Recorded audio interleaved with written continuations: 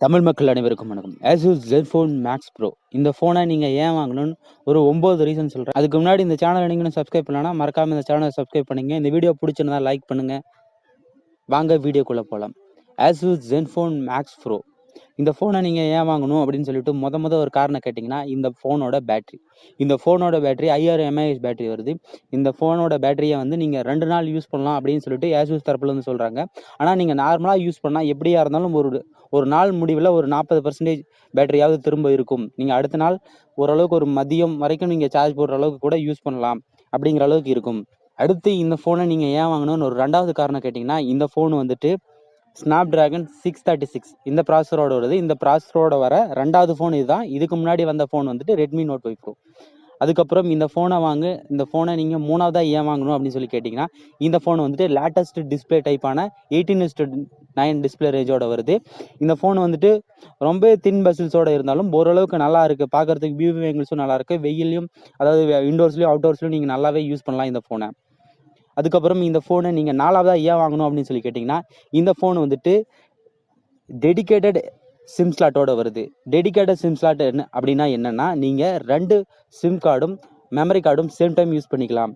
ஆனால் இதே வந்துட்டு மற்ற மொபைல் இந்த Redmi note 5 pro, Redmi note 4 அப்புறம் விவோ இந்த மாதிரி நிறைய ஓப்போ இந்த மாதிரி நிறைய ஃபோன்ஸ்லாம் என்ன பண்ணுறாங்கன்னா, ஹைபிரிட் சிம் கார்டு ஸ்லாட் கொடுக்குறாங்க. இந்த ஹைபிரிட் சிம் கார்டு ஸ்லாட் எப்படின்னா, நீங்கள் ஒரு சிம் ஒரு மெமரி கார்டு இல்லைனா 2 சிம் மட்டும்தான் யூஸ் பண்ண முடியும். அந்த மாதிரி டைமில் வந்துட்டு நீங்கள் வந்து மெமரியை வந்து எக்ஸ்டெண்ட் பண்ண முடியாது.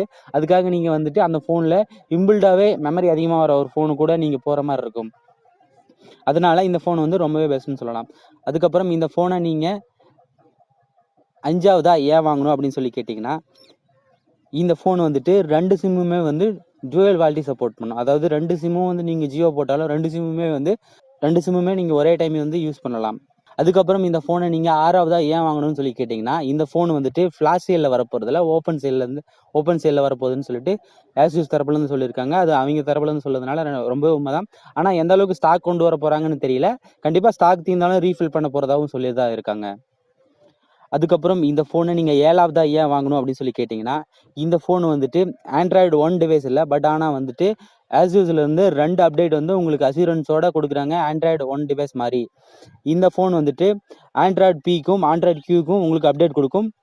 Android O out of the box அப்டேட்டோட வருது. இந்த ஃபோனை நீங்கள் 8வதா ஏன் வாங்கணும்னு சொல்லி கேட்டிங்கன்னா, இந்த ஃபோனோட ப்ரைஸ் என்னன்னு பார்த்தீங்கன்னா, நார்மலாக 3GB 32GB வேரியண்ட் வந்து உங்களுக்கு 10,999 ரூபா, அதாவது 11,000 ரூபாய்க்கு கிடைக்குது. அதே மாதிரி அடுத்த வேரியண்ட் பார்த்தீங்கன்னா 4GB 64GB வேரியண்ட், அதாவது 4GB 64GB வேரியண்ட்.